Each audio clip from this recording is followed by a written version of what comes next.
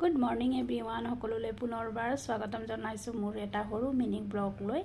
আশা কৰিছোঁ আপোনালোক সকলোৱে ভালে কুশলে আছে আৰু বৰ্তমানলৈকে মই ভালে আছোঁ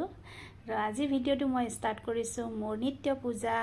ৰাতিপুৱা ধূপ ধূনা চাকিৰে এয়া মই চাকি বন্তিও জনাই ল'লোঁ তো আপোনালোকৰ আজি সানডে যিহেতু সানডে প্লেন কি আছে নিশ্চয় জনাব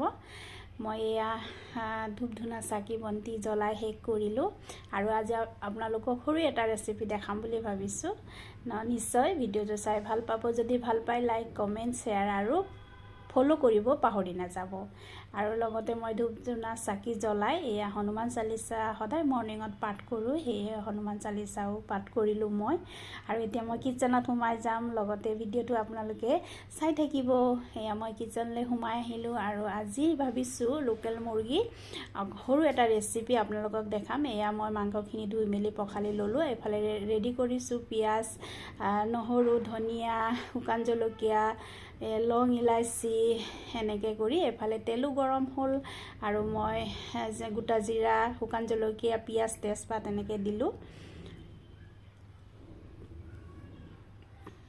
তাৰপিছত এফালে নহৰু পেষ্টখিনিও দি দিলোঁ লগতে মছলাখিনিও দি দিলোঁ প্ৰথমতে মই মছলাখিনি ভাজি ল'ম অলপ দেৰি লগতে বিলাহীখিনিও দি দিলোঁ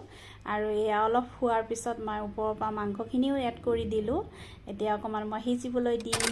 সিম্পলকৈ বনাইছোঁ এয়া মাংসখিনি হৈ আছে আৰু এফালে বেঙেনা ভাজি আলু এনেকৈ বনাম বুলি এইখানে মই ৰেডি কৰিছোঁ আৰু মাংসখিনি অলপ সিজাৰ পিছত এয়া মই গৰম মছলা এড কৰি দিছোঁ এয়া মোৰ লোকেল চিকেনৰ মাংস ৰেডি তো আজি মোৰ সানডে লাঞ্চ এইটোৱে আছিলে এফালে বনালোঁ বেঙেনা আৰু আলু ভাজি এফালে ভাত হ'ল তো এয়া হ'ল মোৰ আজি লোকেল চিকেনৰ